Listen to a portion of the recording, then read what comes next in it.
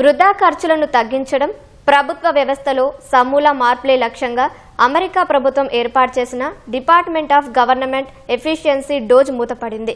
ఈ మేరకు అమెరికా ప్రభుత్వం ప్రకటన చేసింది.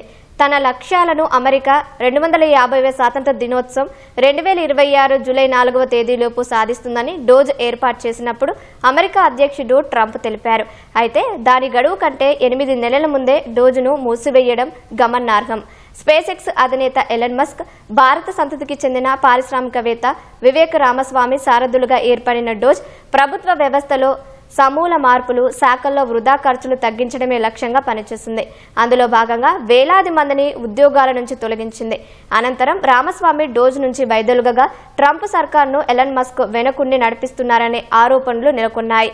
ఏడాది మేలో ట్రంప్ తీసుకువచ్చిన బిగ్ బ్యూటిఫుల్ బిల్లును మస్క్ వ్యతిరేకించడంతో ట్రంప్నకు ఆయనకు మధ్య విభేదాలు తలెత్తాయి. అనంతరం జరిగిన పరిణామాల నేపథ్యంలో ట్రంప్ కార్యవర్గం నుంచి మస్క్ వైదొలిగారు. ఎలన్ మస్క్ వైదొలిగిన తర్వాత డోజ్ పనితీరు మందగించినట్టు సంబంధిత వర్గాలు తెలిపాయి.